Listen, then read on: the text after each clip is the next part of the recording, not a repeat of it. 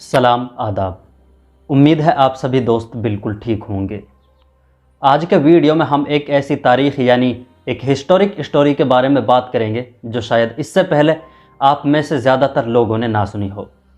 लेकिन ये एक ऐसा इतिहास और एक ऐसी तारीख है जिसकी दुनिया में ना कोई दूसरी मिसाल मिलती है और ना कोई ऐसा वाक़या मिलता है। आज के वीडियो में हम बात करेंगे एक ऐसे तारीख़ी वाक़ये के बारे में जब हिंदुस्तान के 22 कश्मीरी मुसलमानों ने एक अज़ान के लिए शहादत दी थी। यानी एक अज़ान को मुकम्मल करने में 22 कश्मीरी शहीद हुए थे। तारीख़ी एतबार से ये वीडियो बहुत नॉलेजेबल और बहुत इन्फॉर्मेटिव होगा, इसलिए वीडियो को बगैर स्किप किए आखिर तक ज़रूर देखें।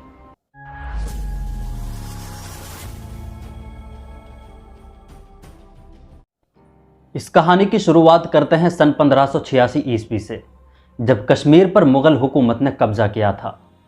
मुग़ल हुकूमत में कश्मीर और कश्मीर के लोग खुशहाल ज़िंदगी बसर किया करते थे। सन 1751-52 तक मुग़लों ने कश्मीर पर अच्छी हुकूमत की।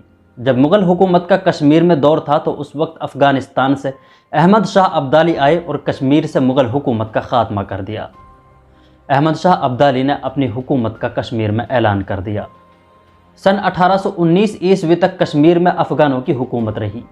सन 1819 में पंजाब के महाराजा राजा रणजीत सिंह ने कश्मीर में अफ़गानों की हुकूमत पर हमला कर दिया और कश्मीर से अफ़गानों की हुकूमत को उखाड़ फेंका और यहाँ अपनी हुकूमत कायम कर दी।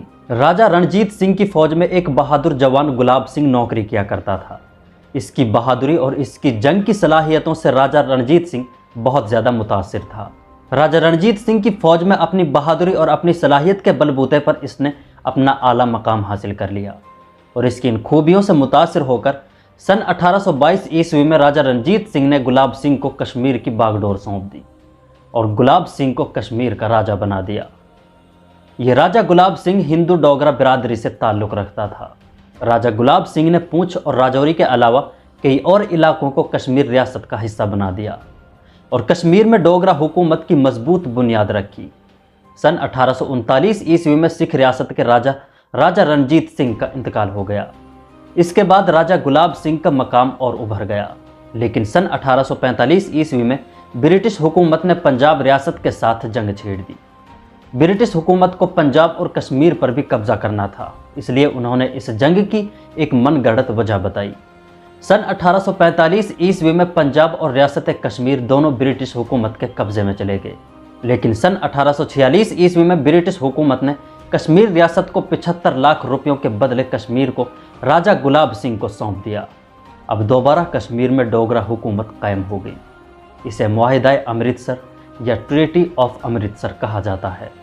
इस डील पर एक अंग्रेज़ अफसर ने लिखा था कि यह सौदा निहायत शर्मनाक था। जब से कश्मीर और कश्मीरियों को चंद टकों के बदले ब्रिटिश हुकूमत ने गुलाम बनाकर बेचा है, तब से मुझे खुद पर ब्रिटिश लफ्ज़ कलंक लगने लगा है।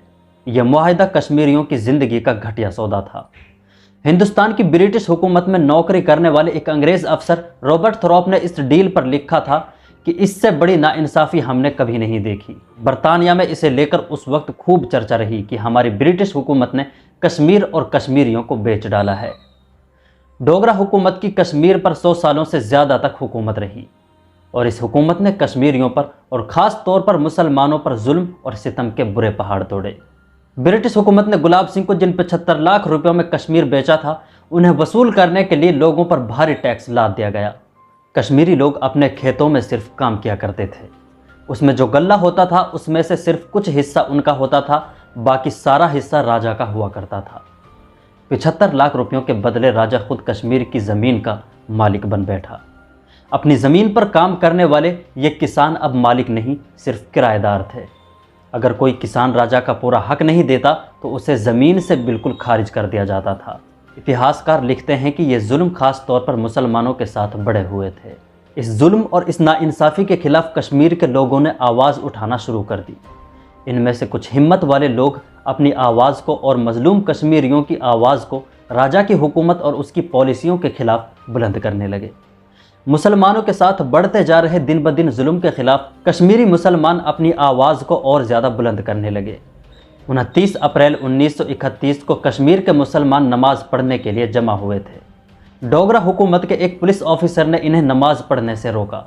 लेकिन कश्मीरी मुसलमानों ने इसका विरोध किया और हुकूमत के खिलाफ आंदोलन करना शुरू कर दिया।